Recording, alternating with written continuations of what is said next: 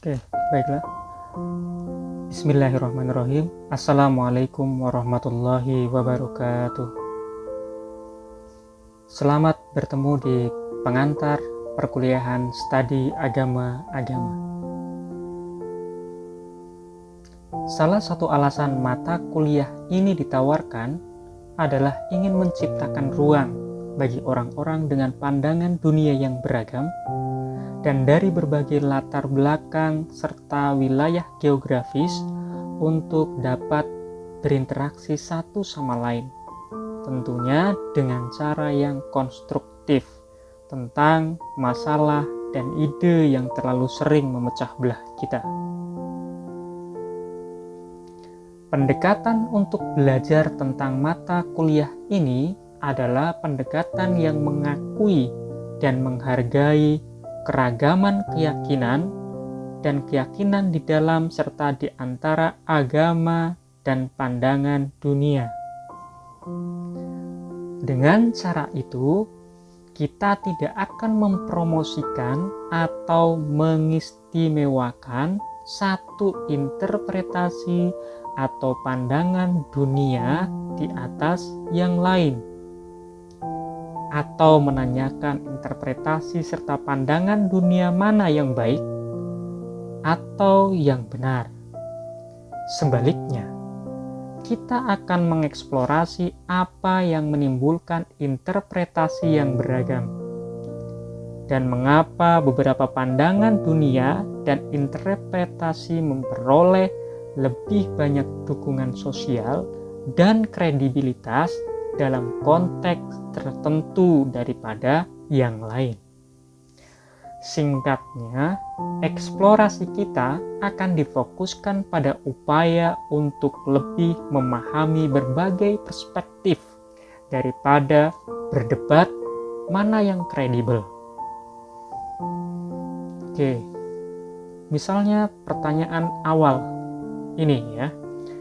Oke, yang pertama, siapakah yang disebut Islam misalnya? Apakah itu Sunni? Apakah Syiah? Apakah Wahabi? Apakah Nahdlatul Ulama? Secara spesifik, apakah Muhammadiyah? Persis? Atau Ahmadiyah? Atau misal pertanyaan lainnya adalah, siapa yang dapat disebut Kristen? Apakah Katolik Roma? Ortodoks Timur? Protestan Lutheran? Atau Protestan Calvinis? Atau Metodis? Baptis? Pantekosta? Atau yang lain? Atau semua itu Kristen? Atau mungkin pertanyaan selanjutnya adalah, siapa yang dapat disebut Buddha? Siapa yang dapat disebut sebagai Hindu? Siapa yang dapat disebut sebagai Yahudi? Siapa yang dapat disebut sebagai Konghucu? Dan lain sebagainya. Terkait dengan perkuliahan ini, kurang lebih gambaran umumnya adalah sebagai berikut. Agama-agama telah berfungsi sepanjang sejarah manusia untuk menginspirasi dan melegitimasi berbagai hal dari yang keji sampai yang heroik. Pengaruh agama-agama tetap kuat pada abad ke-21, terlepas dari prediksi modern bahwa pengaruh agama akan terus menurun seiring dengan kebangkitan demokrasi sekuler dan kemajuan dalam ilmu dan teknologi. Memahami pengaruh agama yang kompleks adalah dimensi kritis dalam memahami urusan manusia modern pada seluruh aspek kehidupan, baik itu secara lokal, nasional, maupun global. Proyek literasi agama atau studi agama menyediakan kesempatan dan sumber daya pendidikan untuk mengenali, memahami, dan menganalisis pengaruh agama dalam kehidupan kontemporer melalui tema umum misalnya tentang konflik dan perdamaian, serta subtema yang spesifik yang sering bersinggungan, misalnya tentang gender dan seksualitas, kesehatan masyarakat, dan ketahanan lingkungan. Karena berbagai alasan yang berasal dari masa pencerahan, termasuk teori sekularisasi yang dipengaruhi kekristenan, reproduksi melalui kolonialisme, ada banyak asumsi umum tentang agama pada umumnya, dan tradisi keagamaan khususnya yang mewakili kesalahpahaman mendasar. Oke, kita akan melihat pembedaannya ya, antara agama dalam pengertian ekspresi devosional atau bahasa lainnya kebaktian atau peribadahan, dan agama yang menjadi bidang kajian studi agama. Oke, yang pertama dan terutama, ekspresi devosional dalam bentuk kebaktian dan peribadahan merupakan hal yang normatif dari keyakinan keagamaan tertentu. Studi agama akan melihat legitimasi keagamaan dari beragam klaim normatif, bukan satu saja. Studi agama mengakui validitas teologis normatif yang tampak pada ekspresi devosional itu, tetapi tidak menjadikan ekspresi-ekspresi devosional tertentu sebagai kebenaran satu-satunya tentang agama. Dengan demikian, posisi studi agama itu non-sektarian.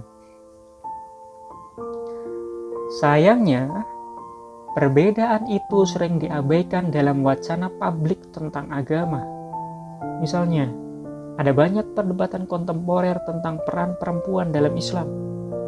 Sebenarnya, ada berbagai interpretasi atau penafsiran teologis dari tradisi yang mengarah pada praktik dan pernyataan yang berbeda. Memang, kelihatannya satu komunitas tertentu memiliki praktik yang sama, tetapi seringkali dengan pendasaran teologis yang beragam.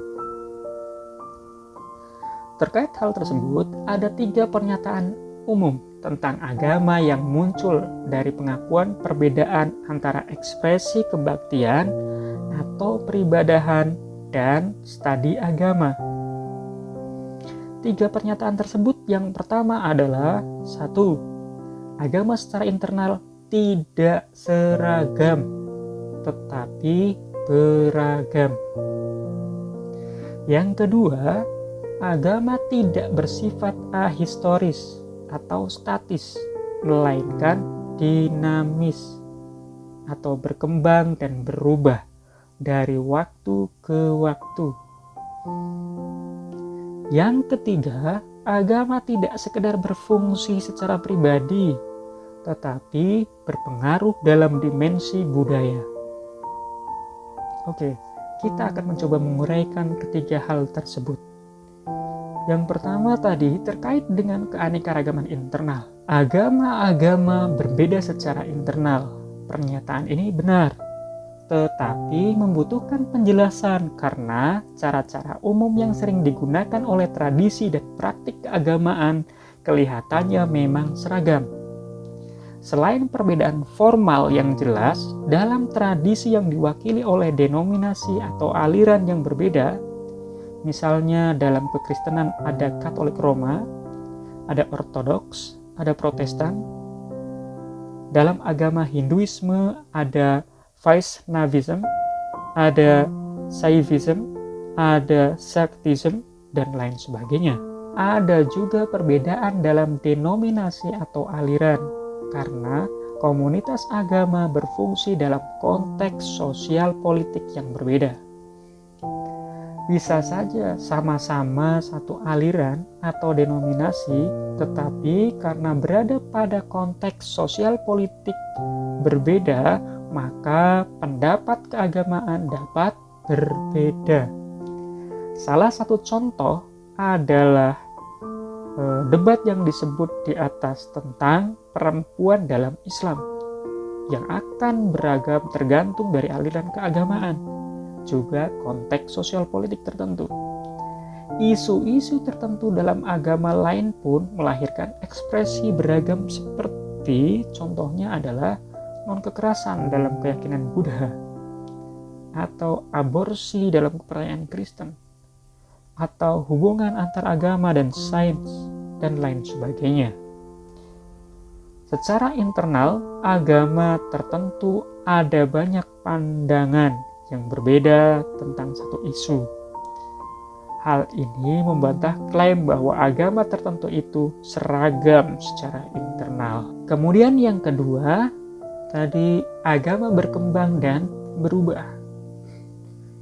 Ini adalah kebenaran yang lain, tetapi sekali lagi membutuhkan penjelasan karena praktik umum mewakili tradisi keagamaan banyak yang terlepas dari konteks sosial, historis, dan semata-mata atau terutama melalui ekspresi ritual dan atau kepercayaan abstrak. Agama ada dalam ruang dan waktu dan secara konstan ditafsirkan dan ditafsirkan kembali oleh orang percaya. Sebagai contoh, konsep Konfusianisme tentang mandat dari surga berkembang dalam dinasti, wilayah geopolitik, dan era historis dan terus berkembang hari ini. Contoh lain adalah bahwa praktik perbudakan telah dibenarkan dan juga difitnah oleh ketiga agama tradisi monoteistik dalam konteks sosial dan sejarah yang berbeda. Akhirnya, dalam contoh yang lebih spesifik, Konvensi Baptis Selatan di Amerika Serikat mengeluarkan serangkaian resolusi pada tahun 1970-an yang mendukung legitimasi moral aborsi dan membalikkan resolusi itu pada tahun 2003. Yang terakhir, yang ketiga adalah pengaruh agama tertanam dalam budaya. Agama adalah kumpulan ide, praktik, nilai, dan cerita yang semuanya tertanam dalam budaya dan tidak terpisahkan dari budaya. Sama seperti agama, tidak dapat dipahami secara terpisah dari konteks budaya, termasuk politik tentunya. Tidak mungkin dapat memahami budaya tanpa mempertimbangkan dimensi religiusnya. Ras, etnis, jenis kelamin, seksualitas, dan kelas sosial ekonomi selalu menjadi faktor dalam penafsiran dan pemahaman budaya. Demikian juga agama. Kita akan sangat bermasalah jika terus memegang pernyataan lama bahwa agama dapat dan harus dibatasi pada ruang private dan dipisahkan dari pengaruh politik. Politik dan agama sesungguhnya saling merangkul sepanjang sejarah kehidupan. Karena itu, mengeksplorasi peran kompleks dan sangat penting yang dimainkan oleh agama-agama di dunia kontemporer kita, ini adalah hal yang tidak bisa ditawar-tawar. Demikian perkuliahan sesi kali ini. Terima kasih untuk semuanya. Mohon maaf kalau ada kekurangan. Saya akhiri. Wallahul muwaffiq ila aqwamit thoriq. Wassalamualaikum warahmatullahi wabarakatuh.